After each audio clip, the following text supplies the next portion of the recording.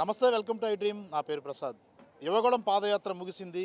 ఎన్నో ఆశలతో ఈ పాదయాత్ర చేసిన లోకేష్కు ఏం మిగిల్చింది అన్నది ఇప్పుడు ప్రధాన చర్చీయాంశంగా మారింది. ఈ ఈ నవశకం పేరుతో ఏర్పాటు చేసిన సభ అనేది ఎలాంటి దిశానిర్దేశం చేసింది, ప్రజానీకానికి ఏమి అందించింది అన్నది కూడా ఇప్పుడు చర్చ జరుగుతున్న నేపథ్యంలో మనతో చాలామంది స్థానికులంతా ఉన్నారు. వారంతా కూడా నిన్న జరిగిన సభను చూశారు, లోకేష్ ఆడిన మాటలను చూశారు, చంద్రబాబు పవన్ కళ్యాణ్ ఆడిన ప్రసంగాన్ని కూడా చూశారు. మరి ఇది ప్రజలకు ఎలాంటి హామీని ఇస్తుంది అన్న అంశాలకు సంబంధించి స్థానికులు ఉన్నారు, విద్యావంతులు ఉన్నారు, వాళ్ళతో మాట్లాడించే ప్రయత్నం చేద్దాం. సార్ చెప్పండి సార్, ఇప్పుడు ఈ యువగళం పాదయాత్ర జనానికి ఏం సంకేతం ఇచ్చిందని మీరు భావిస్తున్నారు? సార్, యువగలం పాదయాత్ర అంటే అది ఒక అంత స్పెసిఫిక్గా ఏమీ లేదు అన్నటువంటి నా ఉద్దేశం. ఏదో పాదయాత్ర అన్నారు కానీ ఆయన తిరిగింది ఏంటంటే 3000 కిలోమీటర్లు అన్నాడు తప్ప మధ్యలో కాస్త బ్రేక్ అవ్వడము అంత సరళమైంది కాదని నా అభిప్రాయం. ఎందుకంటే ఆయన ఉద్యోగాలు ఎక్కడిచ్చారో అని అంటున్నారు. ఒక్క క్యాలెండర్ ఇయర్లో 1,36,000 మంది సచివాలయం ఎంప్లాయీస్ని ఇచ్చారు. తర్వాత ఏంటంటే 2008, 2012 డిఎస్సిలో ఉన్నటువంటి మిగులు పోస్టులు ఇప్పుడు కోర్టు మెమో చూపించేసి ఆ పోస్టులన్నీ లింగరింగ్ చేసి వాటిని పక్కన పెట్టేసినటువంటి చంద్రబాబు నాయుడు గారి హయాంలో చాలా ఇబ్బంది పడ్డారు ఉపాధ్యాయులు కూడా. ఆ రోజు కూడా ఏంటంటే 2008, 2016 డిఎస్సి వాళ్ళకు కూడా జగన్మోహన్ రెడ్డి గారు వచ్చిన తర్వాత మాత్రమే వాళ్ళ పోస్టింగ్లు ఇచ్చారు. అట్లాగే కాంట్రాక్ట్ లెక్చరర్స్ కూడా గత 28 సంవత్సరాల నుంచి పనిచేస్తున్నటువంటి లెక్చరర్స్ని కూడా రెగ్యులరైజ్ చేస్తూ మన జీవో ఇచ్చారు. ఆర్థిక శాఖ కూడా ఒక జీవో రిలీజ్ చేసింది. ఈ మధ్యన వాళ్ళ కౌన్సిలింగ్ కూడా ఏర్పాటు చేస్తున్నారు.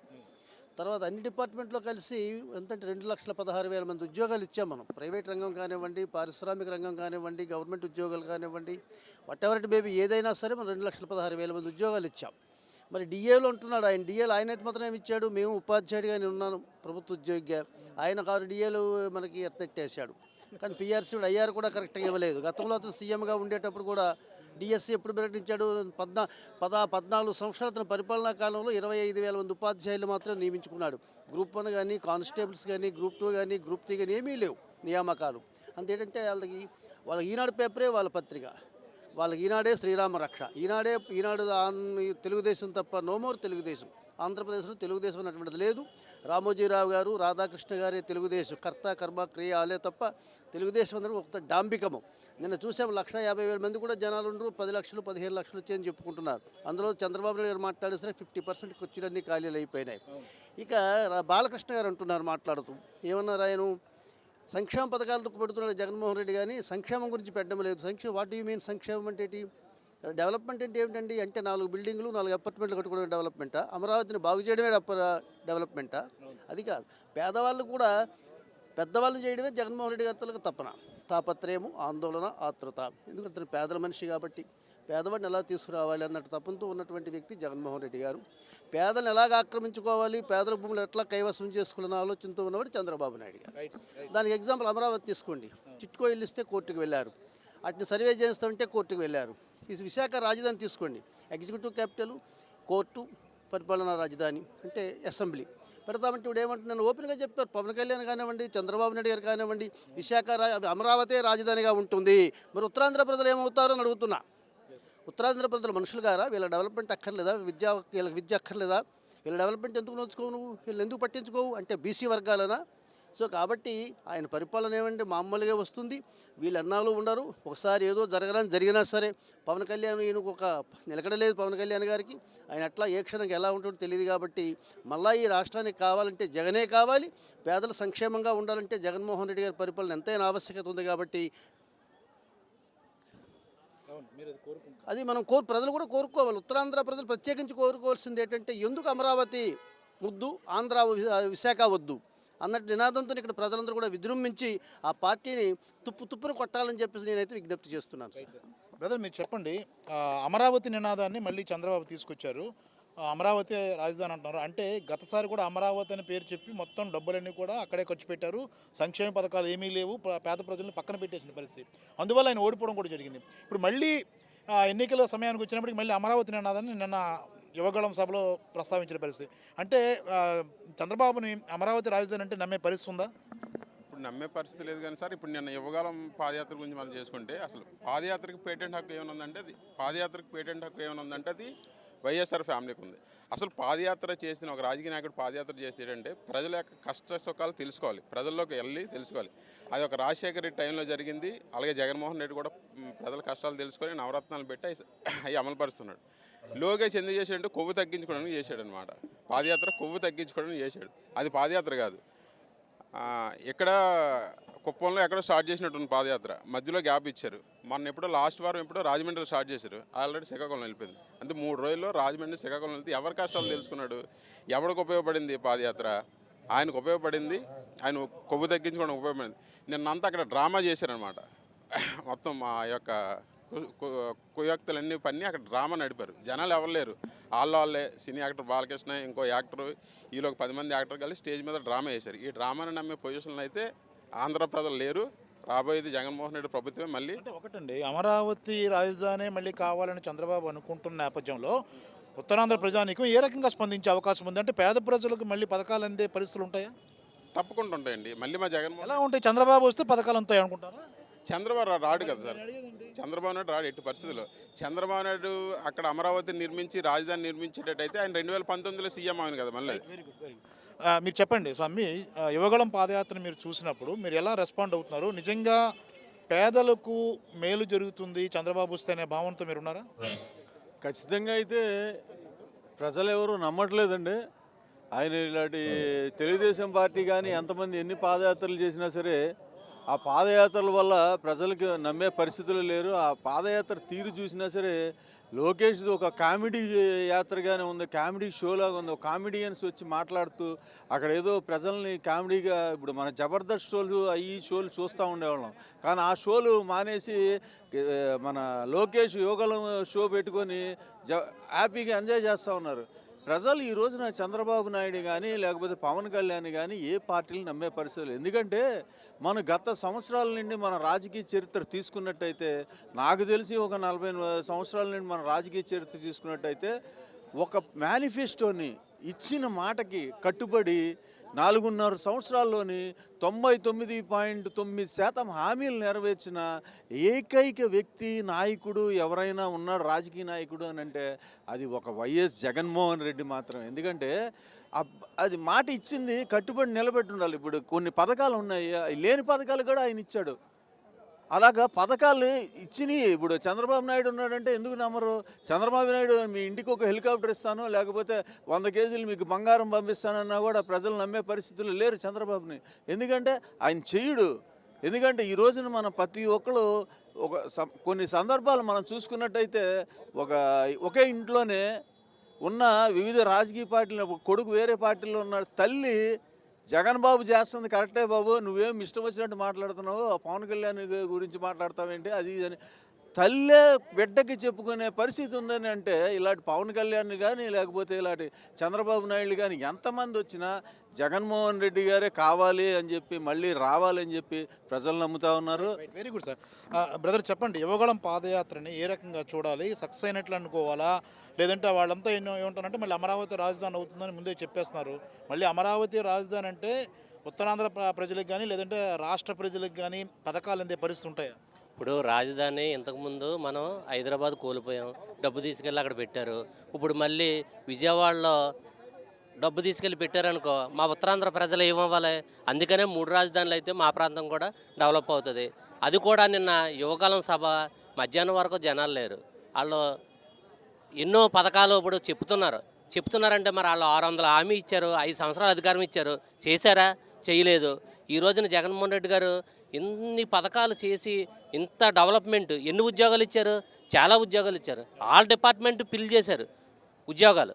అందుకని ఆ పాదయాత్రని, ఆ మాటలో చంద్రబాబు నాయుడిని, పవన్ కళ్యాణ్ని వాళ్ళు నమ్మరు జనాలు. ఎందుకంటే లబ్ధి పొందిన వాళ్ళు జనాలు కూడా గుండెల మీద చేసుకుని మనం లబ్ధి పొందాం, జగన్మోహన్ రెడ్డికి మళ్ళీ అవకాశం ఇస్తే ఇంతకన్నా డెవలప్ అవుతుంది, ఇంతకన్నా మనం లబ్ధి పొందుతాం, పేదవాడిలాగా ఉండకుండా ఇంకా కొంచెం మనం ఓ స్టేజ్కి వస్తామని చెప్పేసి ఛాన్స్ ఇస్తారో నమ్ముతారు కూడా.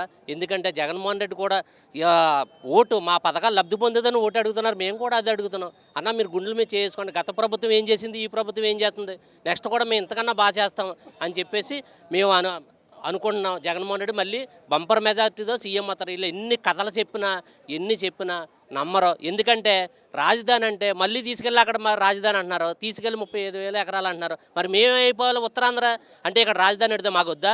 మాకు కావాలి, మాకు పౌరుషం ఉంది. అందుకనే ప్రజలందరూ కూడా, ఉత్తరాంధ్ర ప్రజలందరూ కూడా మనకు ఒక రాజధాని, ఇక్కడ రాజధాని కావాలి, 3 రాజధానులు కావాలి అని మీరు నిర్ణయించుకుని ఓటు వేయండి సార్ అని నేను విజ్ఞప్తి చేస్తున్నాను. నా యువగళం పాదయాత్ర చూసాక లోకేష్ చాలా మాటలు మాట్లాడారు. చంద్రబాబు అయితే మళ్ళీ రాజధాని అమరావతిని మేము డెవలప్ చేస్తాం తప్ప మిగతా ప్రాంతాలు అక్కర్లేదన్న ఆలోచనతో ఆయన మాట్లాడారు. ఇవన్నీ చూసినప్పుడు ఈ ప్రాంతానికి సంబంధించిన యువకునిగా మీకు ఏమనిపిస్తుంది? జగన్మోహన్ రెడ్డి గారు ఒకటి చెప్తున్నారు. ఏం చెప్తున్నారంటే కులంతో మతంతో సంబంధం లేదు, కేవలం ప్రతి ఒక్కరూ నాకు కావాలి, నా మీద నమ్మకం ఉంటే మీరు ఓటేయండి, లేకపోతే వేయొద్దండి. ఇది ఎవరైనా చెప్పమానండి, ఎవరైనా చెప్పగలరా? ఎవరికైనా దమ్ముని చెప్పమానండి. పోనీ నన్ను నమ్మితే ఓటేయండి, లేకపోతే ఓటేయకండి. నేను చేసే మంచి పనులు నాకు అలాగ ఉన్నాయి, నేను చేసే మంచి అనిపిస్తే నాకు ఓటేయండి, లేకపోతే లేదు. ఇది ఒకటి చాలు కదా, ఇంకేం కావాలి? ఆయన నమ్మకం ఉంది, ఇంక నమ్మకం ఉండేటప్పుడు ఇంకేం కావాలి? ఇదేం అవసరం లేదు కదా, ఇది ఒకటే. అంటే ఈ యువగళం అనేది పెద్ద మీరు లైట్ తీసుకుంటున్నారు, పెద్ద సీరియస్గా తీసుకోవడం లేదు. ఏం లేదండి. ఇప్పుడు అలా చేయాలంటే జగన్మోహన్ రెడ్డి గారు పాదయాత్ర చేసినప్పుడు జనాలు తెలుసు కదా, అతను అసలు ఆ అవగాహన, అసలు పార్టీ అంటే అవగాహన లేనప్పుడు ఆయన పాదయాత్ర చేశారు. మరి చేసేటప్పుడు అంత జనాభా ఉండి అంత మెజార్టీతో ఓట్లతో గెలిచారు ఆయన. మరి గెలిచేటప్పుడు ప్రజలు తెలుసు కదా, ఇప్పుడు ఎవరికి మంచి చేస్తున్నారు, ఎవరు చెడ్డ చేస్తున్నారు అనేది ఆయన తెలుసు కదా. అందులో నార్త్ నియోజకవర్గంలో మరి కేకే రాజు గారు ఎలా చేస్తున్నారు? ఆయన పార్టీ నుంచి సంబంధం ఉందా? మరి పార్టీలో గెలిచారా? ఏమీ లేదు. మరి ఆయన ఏం చేస్తున్నారు? ఆయన సొంతంగా కొన్ని క్యాంపులు పెట్టి స్వయంగా ఆయన నేనంటూ ప్రజల్లోకి వెళ్ళాలని చెప్పేసి ఆయన గడప గడపకి వెళ్ళి ఆయన కష్టపడుతున్నారు. ఆయన కష్టమే ఆయన ఫలితం. ప్రతి ఒక్కరు ఆలోచించాల్సింది ఏంటి, ఒక విషయం ఏంటంటే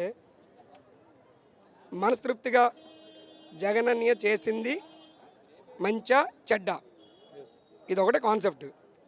ఆయన చేసింది మంచి అనుకుంటే ఓటేయండి, లేదు అనుకుంటే మానేయండి. ఇది ఒకటి ఆయన కాన్సెప్ట్. అదే సీఎం గారి కాన్సెప్ట్ ఏంటి, ఇది ఒకటే కాన్సెప్ట్. నన్ను నమ్మితే మీరు ఓటేయండి, నమ్మకపోతే ఈకండి.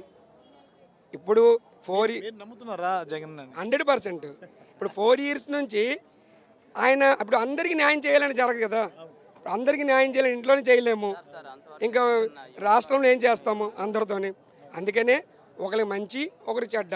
ఇప్పుడు 4 years 5 years అయింది, ఇంకో 5 years చూడండి. మీరు చూసిందే మీకు తెలుస్తుంది కదా ఆయన ఏం చేయరనేది, ఏం చేస్తారనేది. 4 years 5 yearsలోనే చేసేయండి అంటే ఏం చేసేస్తారు ఆయన? ఎవరైనా చేయగలరేంటి? ఇంకో 5 years అవకాశం చూడండి, అప్పుడు ఏం చేస్తారని మీకు తెలుస్తుంది కదా. బ్రదర్, మీరు చూసారు కదా నిన్న యువగళం, మీకేం తెలిసింది అసలు? యువగళం మీకేమైనా అంటే జనానికి ఖచ్చితంగా వీళ్ళు మేలు చేస్తారు, లోకేష్, చంద్రబాబు, పవన్ కళ్యాణ్ కలిస్తే ఖచ్చితంగా జనానికి మేలు చేస్తారని నమ్మకం మీకుందా? సార్ అసలు యువగలం అంటున్నారు సార్ మీరు. అంటే మీరు నన్ను అడిగారు క్వశ్చన్ కరెక్టే కాదనట్లేదు. అసలు యువగలానికి అంతమంది వచ్చారు సార్, ఏంటి మాట్లాడారు సార్ అక్కడ? మా ప్రభుత్వం అంటే వైఎస్ఆర్ ప్రభుత్వాన్ని మాదని చెప్పట్లేదు. ఈ ప్రభుత్వం మీద ఏదైనా ఒక్కటైనా వ్యతిరేకత ఒక్కటైనా చూపించరాలు మాట్లాడారా? బాలకృష్ణ గారు వచ్చారు సార్ నమస్కారం అనేసి, ఏంటి మాట్లాడుతున్నారో ఏంటో అనేది అసలు ఆయనకే అర్థం కాలేదు. ఒక్కసారి ఆలోచించమని చెప్పండి సార్. పోనీ అంత పెద్ద పెద్ద పెద్ద పెద్ద ప్రతినిధులు ఉంటారు అక్కడ స్టేజ్ మీద, ఎవరినైనా సరే ఏ ఒక్కరినైనా సరే ఇది కరెక్టా? పవన్ కళ్యాణ్ గారు మాట్లాడారు, ఏంటి మాట్లాడారు సార్? ఈ ప్రభుత్వం మీద విమర్శలు చేయడానికి అసలు ఏ అవకాశం కూడా ఆయనకు ఒక్కటి కూడా మైండ్లో పెట్టుకోవడానికి కూడా అవకాశం లేకుండా జగన్మోహన్ రెడ్డి ప్రతిదీ కూడా సంక్షేమ పాలనతో ప్రతిదీ ఆయన ఏమనుకున్నారో ప్రతిదీ అమలు చేశారు. ఏ ఒక్క దీంట్లో కూడా మిస్టేక్ లేదు. నాకు తెలిసి నెక్స్ట్ పక్కాగా సీఎం వైఎస్ జగన్మోహన్ రెడ్డి. 175 పక్కా రావాలి. ఆయన ప్రతిదీ కూడా ప్రతి నియోజకవర్గం కూడా ప్రతి ఒక్కొక్కరిని ఎలా చేయాలి ఏంటి ఎవరు ఎక్కడ చేస్తున్నారో చేయట్లేదు, ప్రతి ఒక్కటి కూడా సక్రంగా చేస్తున్నారు సార్. నిజంగా నెక్స్ట్ సీఎం మాకైతే మాత్రం ఆంధ్రప్రదేశ్కి కావాల్సింది నెక్స్ట్ జగన్మోహన్ రెడ్డి గారే కావాలి. సార్ చెప్పండి, మీరు యువగళం పాదయాత్ర అంతా చూశారు కదా, లోకేష్ గారు పాదయాత్ర చేశారు, నిన్న మీటింగ్ చూశారు. అంటే జనానికి ఏమైనా ఉపయోగపడే ప్రసంగాలు ఏమైనా ఉన్నాయా సార్? అసలు వాళ్ళు ఏం చేయాలనుకుంటారు అనేది ఏమైనా చెప్పారా? మీరు ఏమనుకున్నారు చూశాక? అసలు నిజం చెప్పాలంటే ఒక దశ దిశ నిర్దేశం లేనటువంటి సమావేశం సార్ అది. ఏదో మొక్కుతుడుపుగా వాళ్ళు ఏదో పాదయాత్ర చేసాం చెందాం, ప్రజలకి నేను ఇది చేస్తానని ఒక మ్యాండేట్ ఇవ్వలేదు వాళ్ళు. మళ్ళీ అమరావతి రాజధాని అంటున్నాడు ఆయన. అంటే ఆంధ్ర రాష్ట్రాన్ని అధోగతి పాలు చేయడానికి 1956లో రాష్ట్రం విడిపోయినప్పుడు అప్పుడున్నటువంటి మేధావులు చెన్నై నుంచి కర్నూలు వచ్చి, కర్నూలు నుంచి హైదరాబాద్ వెళ్ళినప్పుడు దీనికి పరిపాలన వికేంద్రీకరణ కావాలన్నారు. నేను 40 ఏళ్ల ఇండస్ట్రీ అంటాడు, ఈయనకి పరిపాలన వికేంద్రీకరణ చేయాలన్న థాట్ లేదు.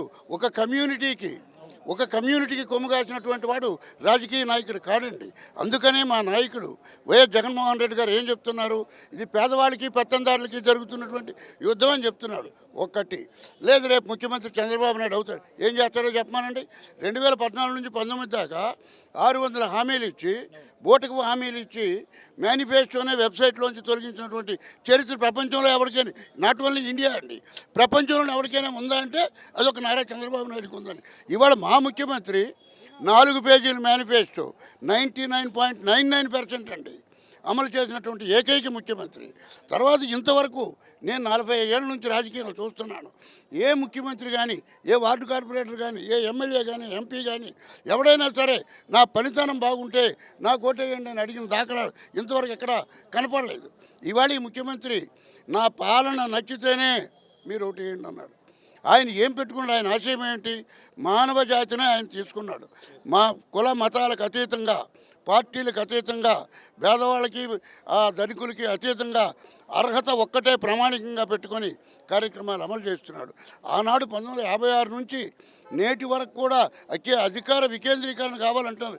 ఏవి ఈయన కనపడదా? మహారాష్ట్రలో హైకోర్టు ఎక్కడుందండి? ఉత్తరప్రదేశ్లో హైకోర్టు ఎక్కడుందండి? పాలనా రాజధాని ఎక్కడుందండి? తిరువనంతపురంలో శాసనసభ ఎక్కడుందండి? హైకోర్టు ఎక్కడుందండి? తెలీదా ఈయనకి? 40 ఏళ్ళ ఇండస్ట్రీ అంటాడు. పరిపాలన వికేంద్రీకరణ జరిగి తీరాలి. ఇవాళ ఈనేటి ప్రపంచం ఒప్పుకుంది. భారతదేశంలో అత్యధికంగా అభివృద్ధి చెందుతున్నటువంటి నగరాల్లో విశాఖపట్నం ఒకటని భారతదేశం గుర్తించింది. దాన్ని ఇవాళ సెంట్రల్ గవర్నమెంట్ కూడా అభివృద్ధి చేయడానికి ముందుకు వస్తుంది. అటువంటి మా నగరాన్ని రాజధాని కాదని ఈయన అమరావతిలో ఒకే కులానికి, తన సొంత సామాజిక వర్గానికి మేలు చేయాలనేటువంటి ఒక దుర్మార్గమైనటువంటి ఆలోచనతో చేస్తున్నాడు తప్ప, అధికార దాహం తప్ప వాళ్ళకి ప్రజలకి చెయ్యాలి అనేటటువంటి ఆలోచన విధానం ఎక్కడా లేదు. మేము తీవ్రంగా వ్యతిరేకిస్తున్నాం. పరిపాలన వికేంద్రీకరణ జరిగి తీరాలి. అదొక్క జగన్మోహన్ రెడ్డితోనే సాధ్యం. ఓకే, మీరు దాని నుంచి ఏం నేర్చుకున్నారు? మీకే వాళ్ళు చెప్పిన హామీలన్నీ మీరు నమ్ముతున్నారా? ఇది చేస్తాం, అలా చేస్తాము, అమరావతి రాజధాని మళ్ళీ అంటున్నారు. ఇవన్నీ చూసినప్పుడు ఏమనిపిస్తుంది? గతంలో తెలుగుదేశం పార్టీ అధికారంలో రాకముందు నారా చంద్రబాబు నాయుడు గారు ఆ రోజు ఆ తెలుగుదేశం పార్టీ అధ్యక్షులుగా 600 హామీలు ప్రకటించారు. మాకు తెలిసి ఆ 600 హామీల్లో కూడా కొన్ని హామీలే జరిగాయని అనుకుంటాం తప్ప మిగతా జరగలేని పరిస్థితులు ఈ రాష్ట్రంలో ఉన్న ప్రతి ప్రజలు కూడా గమనించారు. అందుకే జగన్మోహన్ రెడ్డి గారు అధికారంలో రాకపోయినా ప్రతిపక్ష పాత్ర వహించినప్పుడు కూడా ఆయన సుదీర్ఘమైన పాదయాత్రలో కొన్ని హామీలు ఇచ్చారు ఈ రాష్ట్ర ప్రజలకి. నేను అధికారంలోకి వచ్చిన తర్వాత ఎవరైతే వెనకబడి ఉంటారో ప్రజలు, ఎస్సీ, ఎస్టీ, బీసీ, మైనారిటీ వర్గాలు, వాళ్ళందరితో పాటు ఇంకా ఆర్థికంగా వెనకబడి గురైన కులాలు ఉన్నారు, వాళ్ళందరూ కూడా నవరత్నాల్లో భాగంగా అన్ని పథకాలు పెడతాం, సంక్షేమ అభివృద్ధి అనే దాని మీదే నేను ముందుకెళ్తానన్నారు. ఆ విధంగా ఈరోజు జగన్మోహన్ రెడ్డి గారు ఆ రోజు ఇచ్చిన మాట ప్రకారంగా కట్టుబడి ఈరోజు సంక్షేమ అభివృద్ధి వైపే వెళ్తున్నారు. యువకాలం వరకు వస్తే మాత్రం వాళ్ళ పార్టీ స్టాండ్, దాన్ని మనం గతంలో ఆల్రెడీగా మనం చూసాం కళ్ళతో. తెలుగుదేశం పార్టీ అధికారంలోకి వచ్చింది ఏం చేశారనేది ఈరోజు రాష్ట్ర ప్రజలకి నమ్మకం అయితే తెలుగుదేశం పార్టీ మీద లేదు. ఎందుకంటే గతంలో చూసాం లోపాలన్నీ. అందుకే కదా జగన్మోహన్ రెడ్డి గారు సీఎం అవ్వాలని ప్రజలందరూ కూడా కోరుకున్నారు, ప్రజలు తీర్పిచ్చారు, ఆయన ముఖ్యమంత్రి అయ్యారు. Okay sir, thank you. Right, ఇది చూసుకున్నాం కదా, పబ్లిక్ టాక్ని మనం తీసుకున్నాం. యువగళం పాదయాత్ర ముగింపు తర్వాత ప్రధానమైన నేతలు ఎవరైతే నారా చంద్రబాబు నాయుడు కానీ, పవన్ కళ్యాణ్ కానీ, నారా లోకేష్ కానీ ఏం మాట్లాడారన్న అంశం మీద ఆ ప్రజల నుంచి ఎలాంటి స్పందన ఉందనేది మనం తీసుకున్నాం. ప్రధానంగా అమరావతినే మళ్ళీ రాజధాని చేస్తామన్న అంశం మీద ప్రజల నుంచి తీవ్రమైన వ్యతిరేకత వ్యక్తమవుతుంది. ఎందుకంటే మళ్ళీ అమరావతి నిర్మాణం అంటే కోట్లాది రూపాయలు డబ్బు పోగేయడం, దానికోసం ఖర్చు పెట్టడమే అన్న భావన అయితే వ్యక్తమవుతుంది. ఈ నేపథ్యంలో ఖచ్చితంగా మళ్ళీ పేద ప్రజలకు మొండి చేయి చూపుతారన్న అంశం ప్రస్తుతం మళ్ళీ వెలుగులోకి వచ్చిన పరిస్థితి. చంద్రబాబును నమ్మే పరిస్థితి లేదంటున్నారు చాలామంది. అలాగే ఉత్తరాంధ్రకు అన్యాయం చేస్తే చూస్తూ ఊరుకోమని కూడా చెబుతున్న పరిస్థితి కనిపిస్తుంది. మొత్తం మీద దశ లేని ఈ జనగళం నవగళం ఏదైతే ఈ యువగళం పాదయాత్రకు సంబంధించిన ముగింపు యాత్ర ఏదైతే ఉందో ఇది దశ లేని యాత్రగానే ముగిసిపోయిందన్న భావన అయితే మెజారిటీ ప్రజానీకం నుంచి వినిపిస్తుంది. కెమెరామెన్ మూర్తితో ప్రసాద్, ఐడ్రీ మీడియా, విశాఖపట్నం.